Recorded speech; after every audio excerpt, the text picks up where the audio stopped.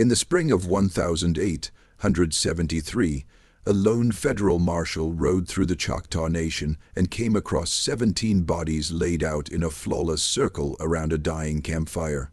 Every man had been shot once between the eyes, and each cold hand clutched a single playing card from the same deck. The marshal counted the cards twice before the meaning finally settled in. The deceased included Pinkerton agents, Texas Rangers, bounty hunters, and 3 deputies from his own office in Fort Smith, Arkansas. These men had ridden out together 6 weeks earlier with one assignment: to capture or kill the man the newspapers were calling the Black Devil of the Red River. Like every posse before them, they had failed. The cards in their hands formed a coded message, one the marshal recognized but could not decipher. It would take another 41 years before anyone cracked it, long after every soul who understood its meaning had perished and been buried in unmarked graves scattered across 3 states and the Indian Territory. What the marshal didn't know, what no white lawman would grasp for decades, was that the man they hunted had once been human property, auctioned in Natchez, Mississippi, for $940 to a cotton planter who branded him on the left shoulder with the initials J.W. before sending him into the fields at age 11. Before we go further into the story of Jeremiah Walker and the gang that nearly brought the U.S. government to its knees in the post-Civil War years, do me a favor, hit that subscribe button and drop a comment letting me know which state you're listening from tonight. What you're about to hear was locked away in classified federal records for over a century. The descendants of those involved still live in towns from Oklahoma to East Texas. They never wanted this told. Tonight we're telling it anyway. To understand how a former slave came to lead the most feared outlaw band in frontier history, you have to understand the nation that created him, a country that had just torn itself apart over whether men like him were human beings or property. The war ended in April 1865. But along the western edge of the former Confederacy, where Texas met the Indian Territory and the Indian Territory met Arkansas, the war never really stopped. It just changed form.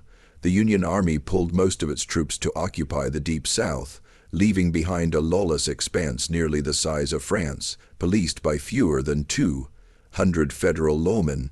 Into that void poured every desperate soul the war had spawned. Confederate guerrillas who wouldn't surrender, Union deserters wanted in 3 states, Comanche and Kiowa raiders pushed off their lands, Mexican vaqueros displaced by Anglo cattle barons, Chinese laborers stranded after building the railroads, and tens of thousands of freedmen with nothing but the clothes on their backs, walking west because the South they'd known had become a killing ground for any black man caught alone after dark. Boggy Depot sat at the heart of this chaos, about 40 miles north of the Red River in the Choctaw Nation. In the autumn of 1866, it was the kind of place where a man could buy a meal, a horse, or another man's life for roughly the same price. The streets were unpaved, and the buildings were thrown together from green cottonwood that warped and split as it dried, giving every door and window a crooked look, as if the town had been built by a drunk who couldn't remember how houses fit together. There were 3 saloons, 2 owned by the same Choctaw merchant, Pushmataha Folsom, a descendant of a famous chief who'd grown rich selling whiskey to soldiers during the war and saw no reason to stop selling it to outlaws once the soldiers went home. There was a single store run by a Scottish trader named Angus MacRae, who kept a loaded shotgun under the counter and a Bible on top, and who was known to settle disputes with whichever he could grab first. There was a livery stable, a blacksmith, and a small adobe building that served as both jail and courthouse for whatever rough justice the Choctaw Light Horse Police could administer, which was less often as the territory slid deeper into disorder. Boggy Depot that autumn wasn't so much a town as a wound that had scarred over without healing underneath. Wagons rolled in at all hours from Texas, carrying men who wouldn't give their names and goods, whose origins went unquestioned. Wagons rolled out toward Fort Smith, hauling things that had once belonged to others. The graveyard on a small rise behind the abandoned Methodist mission, empty since 1863, had grown by 47 new graves in the 18 months since the war ended. Only 9 were from natural causes.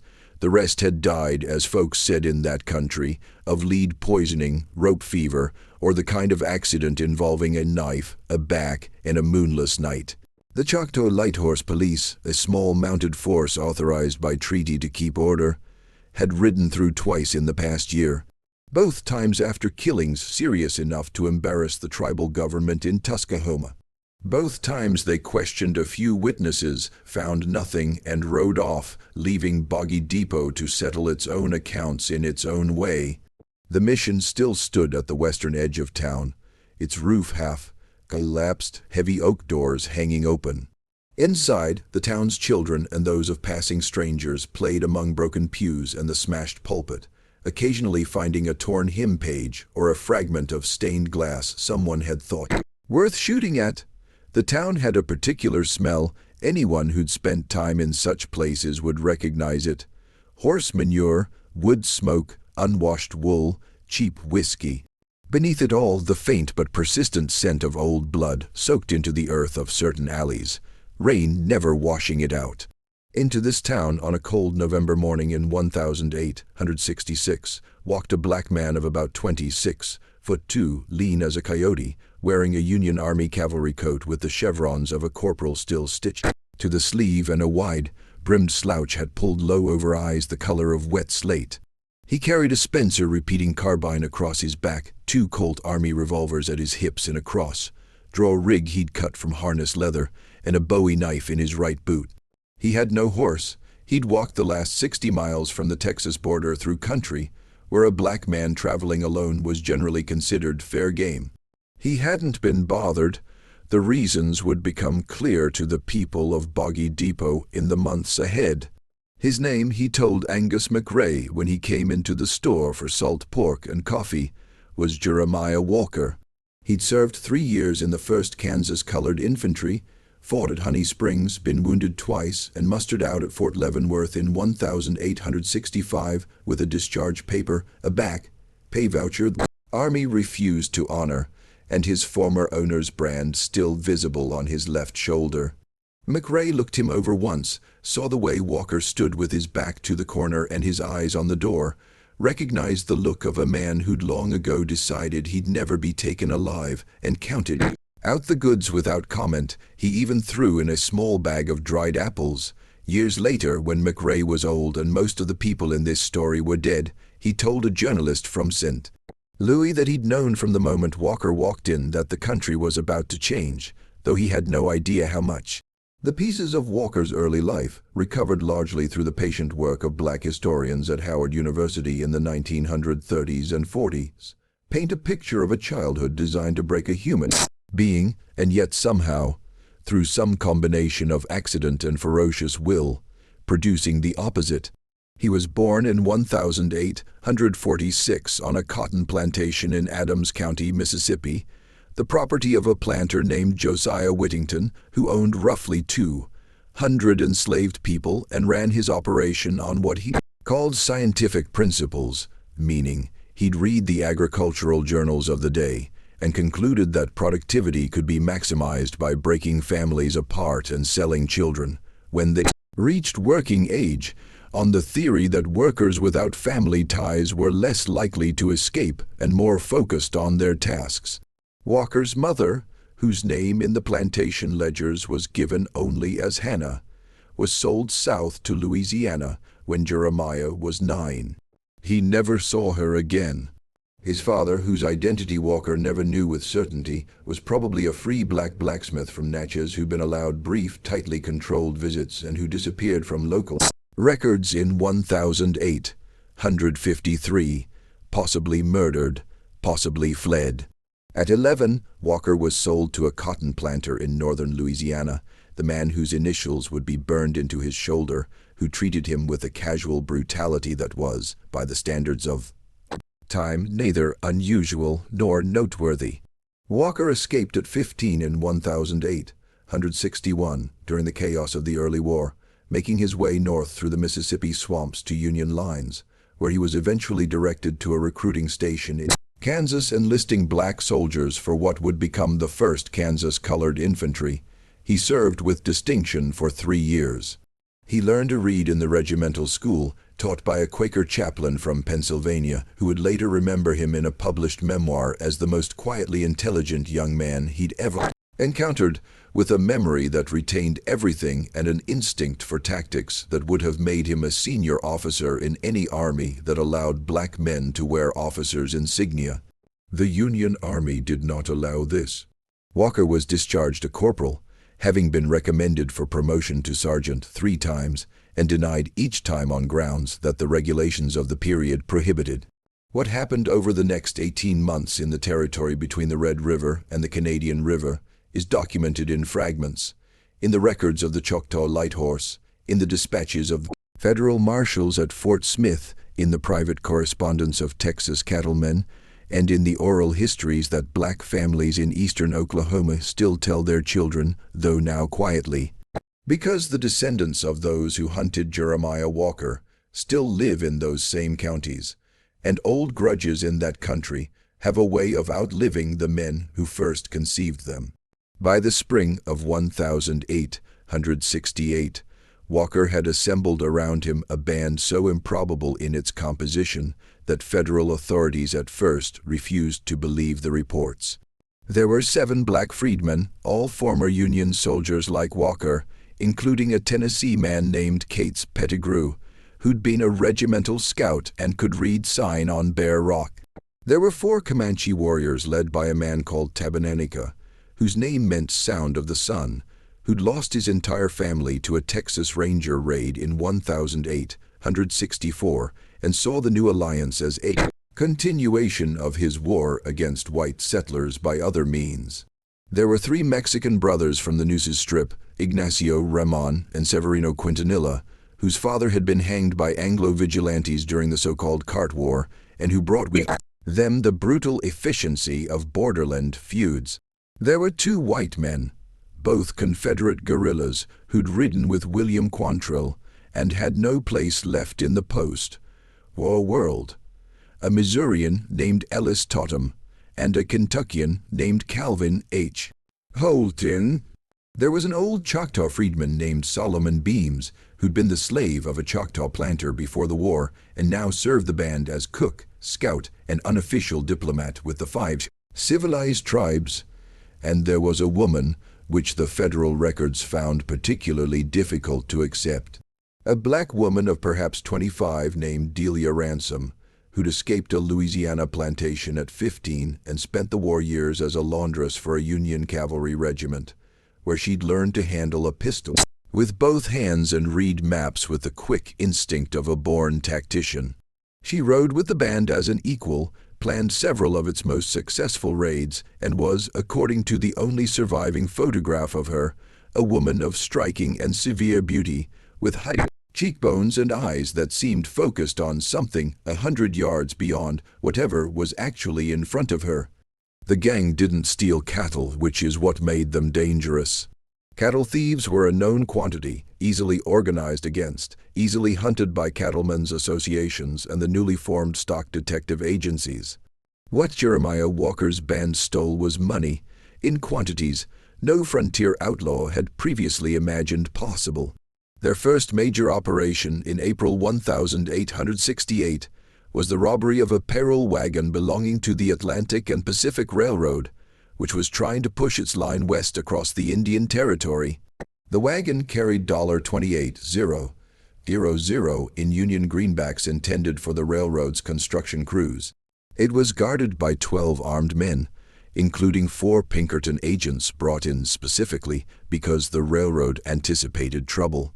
The wagon was struck at 3:00 in the morning by a force the surviving guards estimated at 30 riders, though Walker's entire band never numbered more than 20. The attack was over in less than 4 minutes.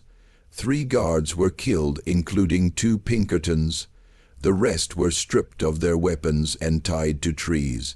The money was loaded onto pack mules and carried east into the Kiamichi Mountains, where it disappeared into a network of caves the Choctaw freedmen had used as hiding places during the war.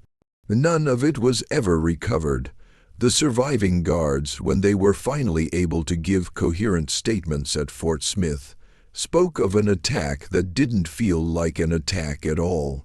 There had been no shouted demands, no warning shots, no announcement of intentions. Instead, a sudden silence, the kind that falls on a forest when a predator enters, the silence of every small animal holding its breath at once. The two lead horses pulling the wagon had collapsed simultaneously, killed by what proved to be two perfectly placed rifle shots fired from more than 300 yards by marksmen the guards never saw. Then the riders emerged from the timber on both sides of the road, walking their horses slowly, faces covered with dark cloth, guns held ready but not pointed at anyone in particular, the way a man holds a gun when he's so certain of his ability to use it that he sees no need to threaten. 3 guards, including the senior Pinkerton, attempted to draw their weapons. They were shot dead before their hands completed the movement. By riders no one saw aim. The other guards raised their hands. They were ordered in a calm voice, one of them later described as sounding like a country school teacher addressing a particularly slow class, to dismount, remove their gun belts, walk to designated trees, and put their wrists together behind the trunks. They complied. They were tied with cord cut to exactly the right length in advance. They were searched, but any small valuables on their persons, watches, rings, personal cash, were pointedly left untouched. Only the railroad money, the company money, was taken. One of the guards, a young Pinkerton from Pennsylvania on his first Western assignment, began to cry. One of the masked riders dismounted, walked over, and offered him a sip from a flask of whiskey. The young man accepted. The rider patted his shoulder, returned to his horse, and rode away. By the time a passing freight wagon found them at dawn, the guards had been tied to their trees for nearly 5 hours. The only thing any of them could agree on was that the men who'd attacked them hadn't been ordinary outlaws. They'd been soldiers, the kind who'd survived the war by becoming better at killing than the people trying to kill them, and then had decided, for reasons no one understood, to keep going. What disturbed the Pinkerton agency more than the loss of the money was the discovery, when the guards were untied, that each had been tagged with a small piece of paper pinned to his shirt. The papers all said the same thing in a careful schoolmaster's hand: "We could have killed you, we chose not to. Tell your masters that next time the choice will be different."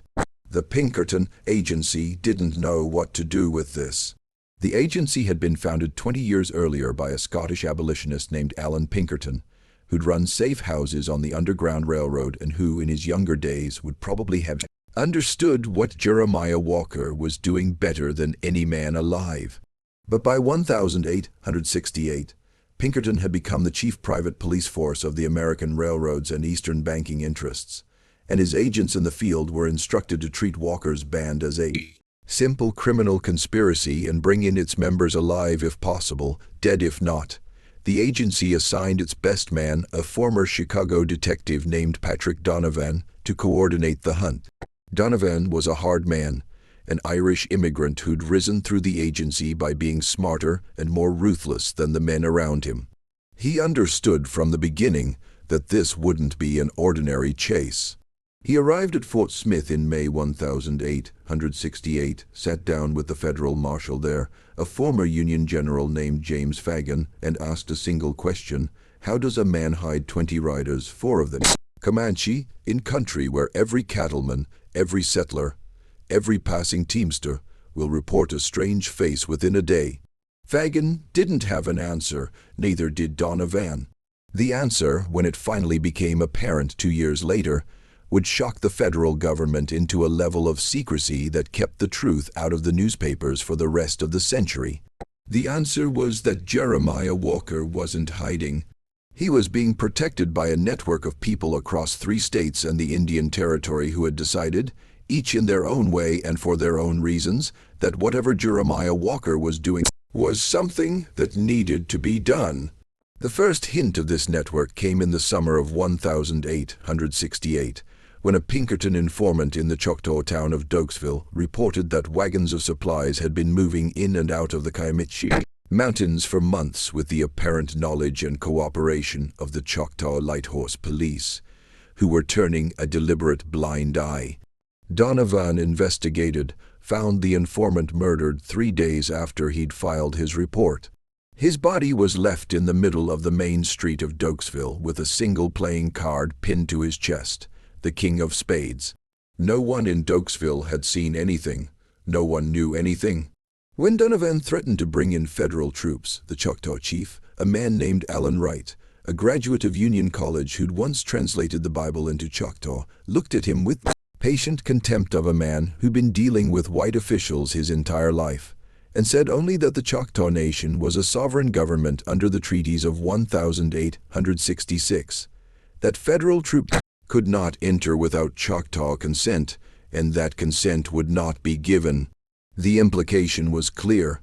Walker had the protection of the Choctaw government, or at least enough of its officials to make that protection effective.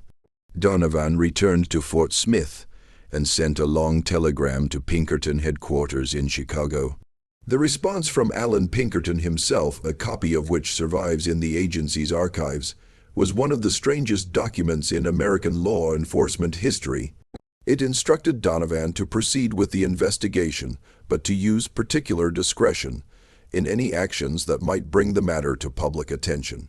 Pinkerton himself, the old abolitionist, seemed to understand that something complicated was happening on the southwestern frontier, something that didn't fit neatly into categories of law and crime, and he was reluctant to bring the full weight of his agency down on it without first knowing what he'd be destroying.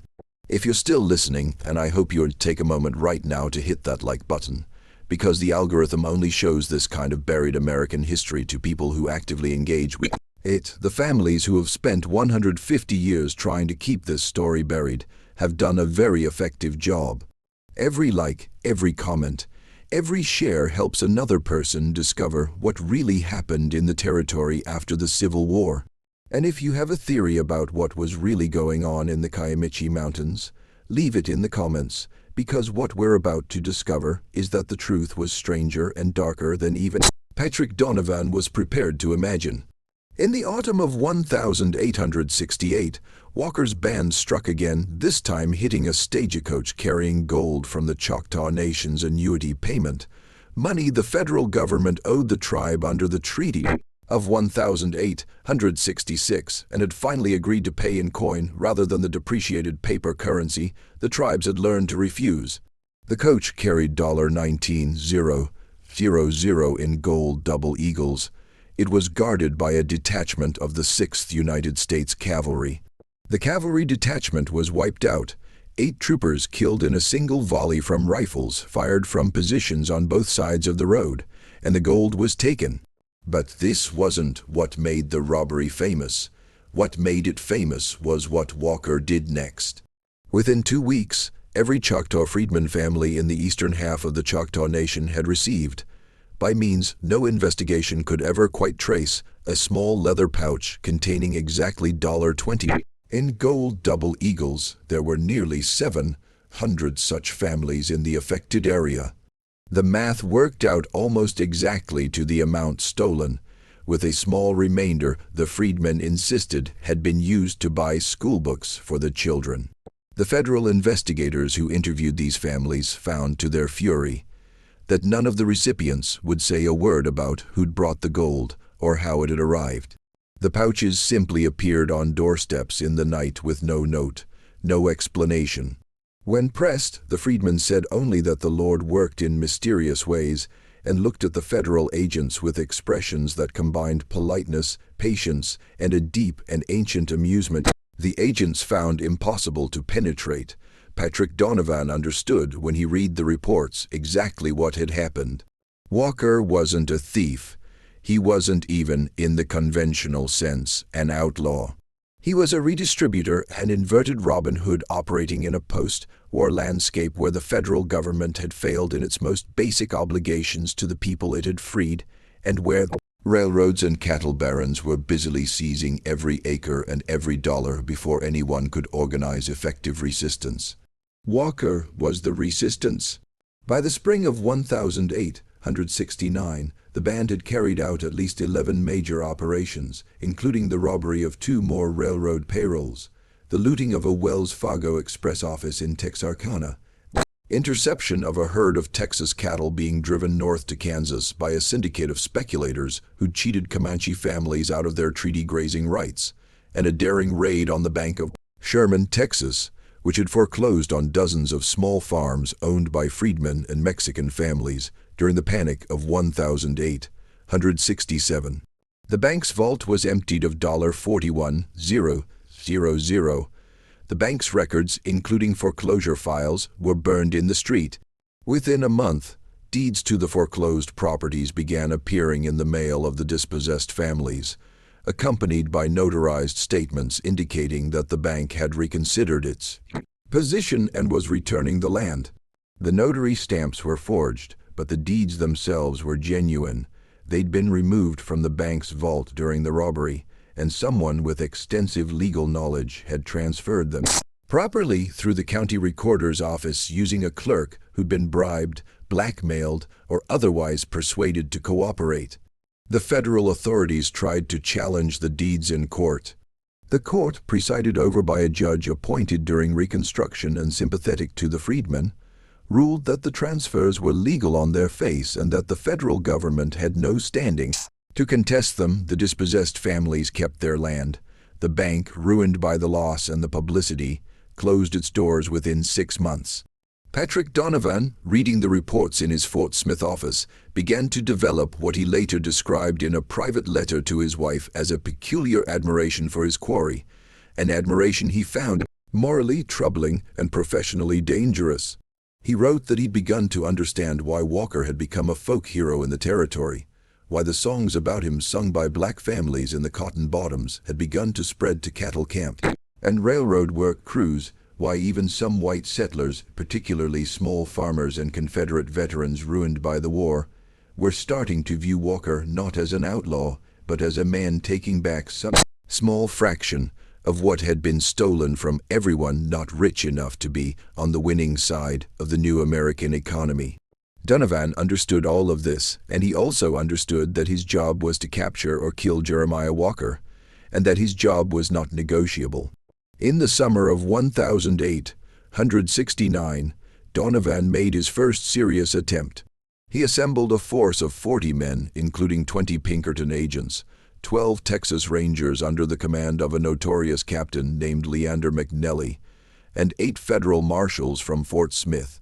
The force was equipped with new Henry repeating rifles, plenty of ammunition, and the best horses the agency could buy.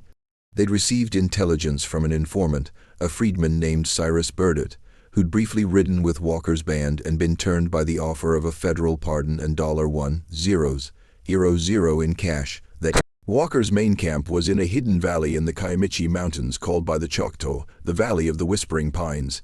Accessible only through a single narrow defile, the band kept guarded day and night. Donovan's force rode out from Fort Smith on the morning of June 3, 1869. They were to rendezvous with Burdett at a crossroads near the town of Tuskahoma, where he would lead them by a back route into the valley, bypassing the main defile. They reached the crossroads at dusk. Burdett was waiting for them. He was sitting against a tree, his hands tied behind his back, his throat cut from ear to ear, his eyes still open. Pinned to his shirt was a playing card, the King of Spades. Donovan understood instantly what had happened. Burdett had been doubled. He'd pretended to take the federal money while reporting everything he learned back to Walker, and Walker had used him to lure the federal force into a trap.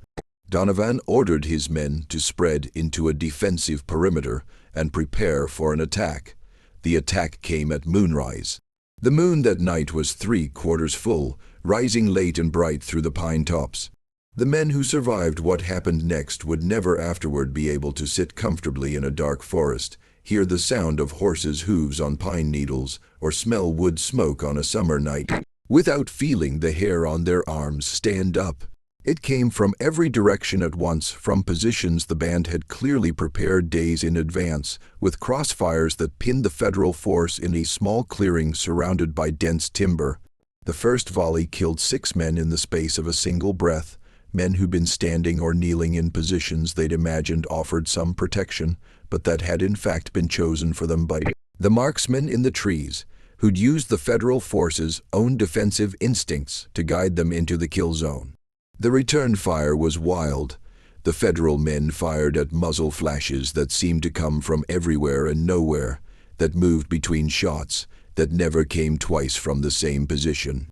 Captain McNelly of the Texas Rangers, a famously aggressive officer who'd spent 4 years fighting Mexican bandits along the Rio Grande, attempted to lead a charge into the timber on the south side of the clearing. He was shot through the neck before he'd taken 5 steps and died slowly over the next 10 minutes while his men crouched behind fallen logs, watched him bleed, and were unable to move to help him without drawing the same fire. The voice of Jeremiah Walker himself, or someone speaking for him, called out at one point from somewhere in the darkness, in English clear enough to carry across the clearing, telling the federal men to lay down their weapons and stand up with their hands empty, and they would not be killed. Donovan, bleeding from a shoulder wound that had nearly killed him, made the decision he would second. Guess for the rest of his life, he ordered his men to surrender. The fight lasted less than an hour. When it was over, 16 of Donovan's 40 men were dead, 12 more were wounded. The remainder, including Donovan himself, who'd been hit in the shoulder by a rifle ball, were stripped of their weapons, their horses, and their uniforms, and left to walk the 40 miles back to Fort Smith in their underclothes. None of Walker's band, as far as anyone could tell, had been killed or even wounded. When Donovan staggered into Fort Smith 3 days later, sunburned and dehydrated, with a tag pinned to his bare chest reading the same 5 words that had appeared on the wagon guards a year earlier, the federal Marshal James Fagan sent a telegram to Washington requesting authorization to raise a force of regular Army cavalry, at least a regiment, to clear the territory of what he called, in the language of the time, the Negro insurrectionary band led by the freedman Walker. The War Department's response, when it finally came, was to deny the request. The reasons for the denial would not become clear for another 50 years, when the relevant files were finally opened to historians. The truth, which the War Department understood and James Fagan did not, was that Jeremiah Walker's operations had become entangled in a much larger political conflict involving Reconstruction policies, the question of the legal status of freedmen in the Western Territories, and the desperate efforts of railroads and cattle interests to seize control of the Indian Territory before any effective federal authority could be established.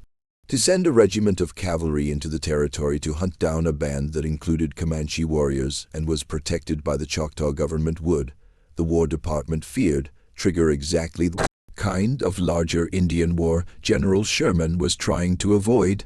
It would also, less officially but perhaps more importantly, draw national attention to the fact that the federal government was failing catastrophically to protect the freedmen and was, in many respects, allowing the South to reimpose a system of de facto slavery through the convict lease system, the black codes, and the rising tide of clan violence the federal authorities were either unable or unwilling to suppress. Walker was an embarrassment. The cavalry would make him a martyr. Better to let the Pinkertons handle it quietly out of the public eye, and hope the problem would eventually solve itself through the slow attrition of arrests, betrayals, and natural causes that eventually consumed every outlaw band.